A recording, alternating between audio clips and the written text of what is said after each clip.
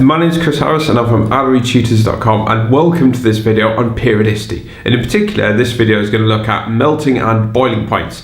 Now, this video is going to be talking all about trends. This is a very trendy video, I suppose you could say. So this is going to look at trends in terms of melting and boiling points. And we're going to look at two periods in particular. We're going to be looking at period 2 and period 3. But before we come on to that, you do need to know melting points and boiling points and how they relate to things like bonding and structure and intermolecular forces. Now, if you don't know anything or not much, or you're a bit woolly on things like bonding, chemical bonding and structure, so things like giant covalent and simple and metallic and things like that. So if you don't know much about the bonding stuff or intermolecular forces such as van der Waals, dipole and hydrogen bonding, then you really do need to know that first before you actually look at this video. Otherwise you're going to find it a little bit weird. So if you click on the link below, and you can see the playlist, and the playlist contains loads of different videos on things like melting points, things like bonding, and intermolecular forces, etc. So make sure you have a look at that video there first, or them videos first, before we go on to this. So in this video, we're going to assume that you know what these things are. Okay, so what we've got here is a trend, and it's a graph showing a trend. And it's showing a trend of melting points of period 2 and period 3 elements. Now the red line shows the period 2 elements, as you can see here. And this includes lithium, beryllium, boron, carbon, nitrogen, oxygen, fluorine, neon. And then the blue line shows period 3 elements. And so these are things like sodium, magnesium, aluminium, silicon, phosphorus, sulfur, chlorine, and argon. There we go. So what we're going to do is basically just very quickly go through each of the different types of points here, and I've numbered them here, 1, 2, 3, 4, all the way to 8. And basically in these, we're going to say what type of bonding there is and explain why we have the variations in melting point. I'm going to go through some tiny little exceptions as well, which you don't need to be too concerned about, but it's worth noting for some of these as well. Okay, so we're going to start with looking at the graph. So you can see we've got temperature here in Kelvin, and the graph starts at 0 Kelvin, as you can see, and it goes up to 5,500 Kelvin. So you don't need to know the melting points of these whatsoever, you just need to know the trend. And you can see along here, I've got two rows here. The red ones are period 2 and the blue ones are period 3. We're going to go through these simultaneously. Okay, so we're going to start with, I suppose, 1, 2, and 3. We're going to start with this. You can see there's a general increase here. As we go up, you can see lithium, if we look at the red one, lithium, beryllium, boron, the melting point increases. Same with the blue ones as well, which is sodium, magnesium, and aluminium. Now, the reason why this is these are actually metals, with the exception of boron, which is a bit weird, so you don't need to worry about it too much, which is classed as a metalloid, and it actually has what we call a giant covalent structure. But if we look in particular the blue ones, which would be the biggest area of interest, which is sodium, magnesium, aluminium, we have a metallic structure. Now, a metallic structure is basically where you have positive metal ions and then you have delocalized electrons on the top. Now, what actually increases the melting point of these is that you have an increasing nuclear charge as we go up. So if we start from sodium, it has a +1 charge, magnesium has a +2 charge, and aluminium has a +3 charge. Now, as we go across, this charge gets bigger, and therefore the attractive forces between the positive charge and the delocalized electrons becomes much, much stronger, hence a stronger metallic bond.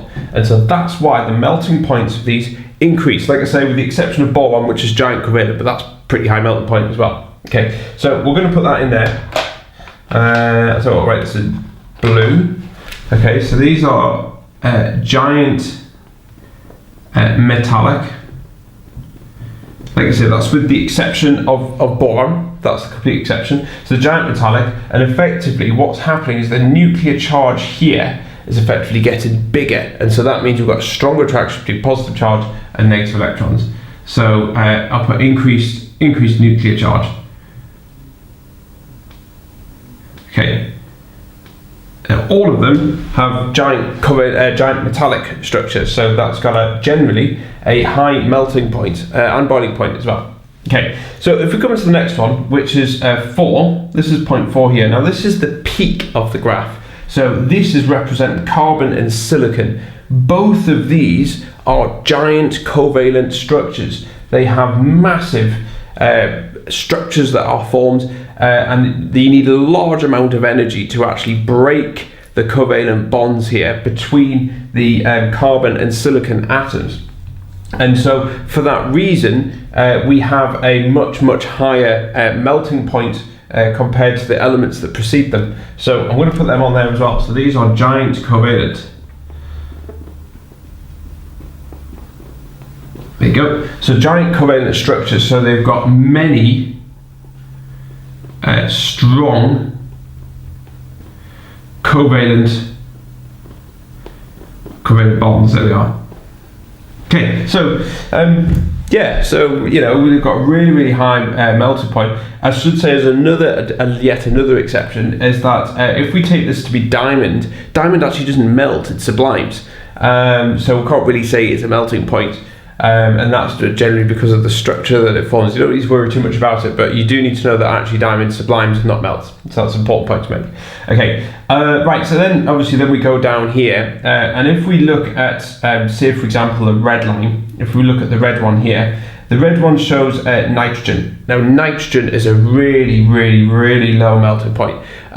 It's a lot smaller than giant covalent, and actually we're getting into the territory of simple molecular or simple covalent, which are these ones here. These have low melting and boiling points, as you can see. Phosphorus is the same as well. Yeah, so we're going to put that in there as well. So what I'll do is I'll put nitrogen, which is N2, is simple covalent. Okay, and phosphorus though, if we look at phosphorus, you see phosphorus is slightly higher than nitrogen, even though itself is simple covalent as well. Phosphorus actually forms P4. Generally, that's one of the isotopes of phosphorus. So we're going to put P4 there. That's the one you need to know. Now P4 has got a slightly higher molecular mass than N2, and so therefore, because you've got a bigger mass, you actually have larger van der Waals force. So the bigger the van der Waals force, the higher the melting point. So we're going to put that one in there as well. So that's P4, and that one's also simple covalent. But this one has a higher MR. Okay, or should we say atomic mass? So it's a much bigger mass, which is phosphorus compared to something like nitrogen. Okay, right, let's put mass there, it makes it a bit clearer. Alright, okay, so if we look at the next one, so we come on to 6, and you can see this where it gets a bit weird. You can see that with the period 2, which is the red one, you can see that the oxygen is kind of just about level, nearly. It's a little bit higher because we've got a slightly higher mass with oxygen compared to nitrogen, so that means we've got a slightly bigger van der Waals. Again, it's still simple covalent at this point, so I'm going to put that on there. Really, it should be O2, so it's still simple covalent.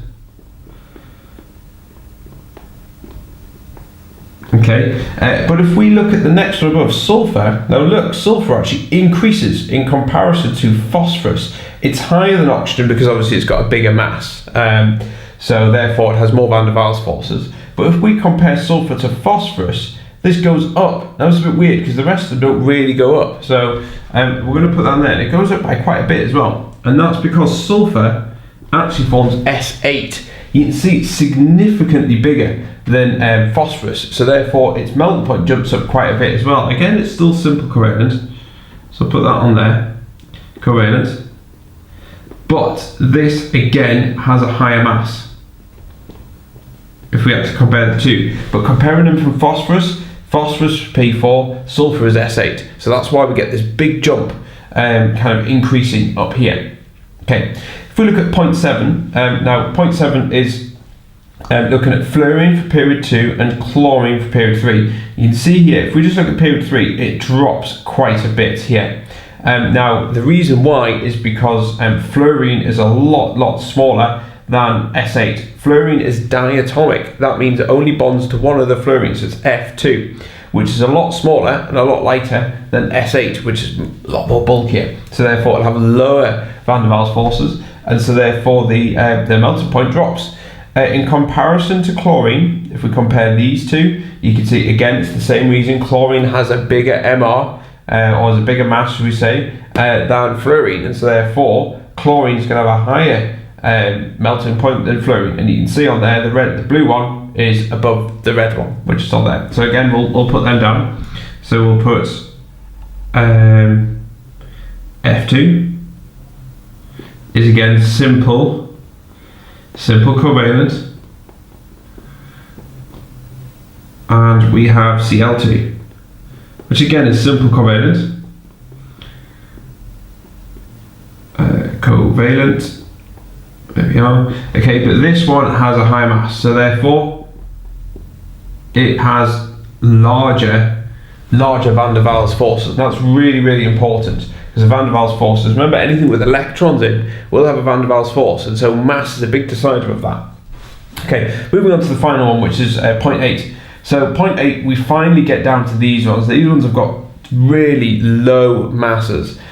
You've got things like neon and argon here. These are called noble gases, which means they don't really react with anything. They're pretty unreactive, and so therefore they exist on their own. They're monoatomic, so they don't bond with anything, and so therefore they have very, very low van der Waals.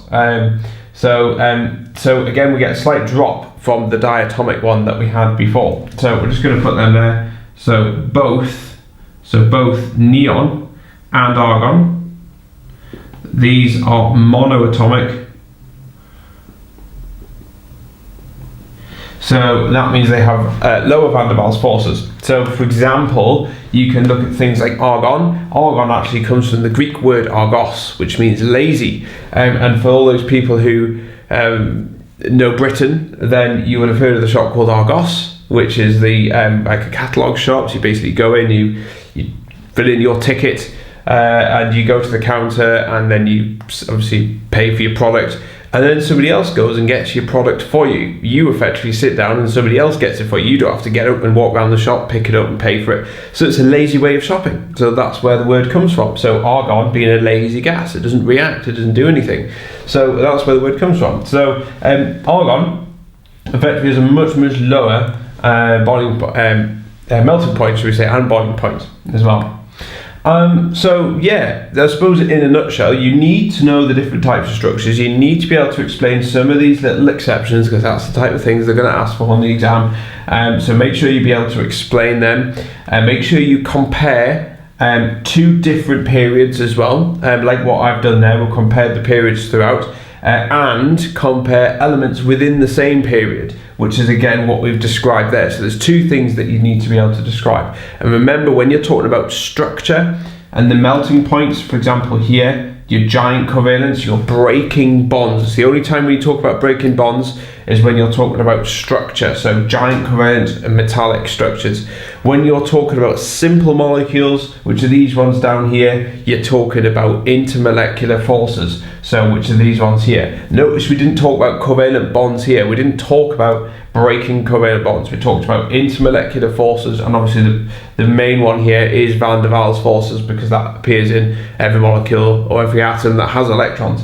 Whereas up here we were talking about breaking metallic bonds or covalent bonds, giant covalent bonds here. So make sure you be able to explain them and using the right terminology. These get you so many marks, it's worth making sure that you're getting it right. But there we go. That's it. That's periodicity, melting and boiling points. Bye bye.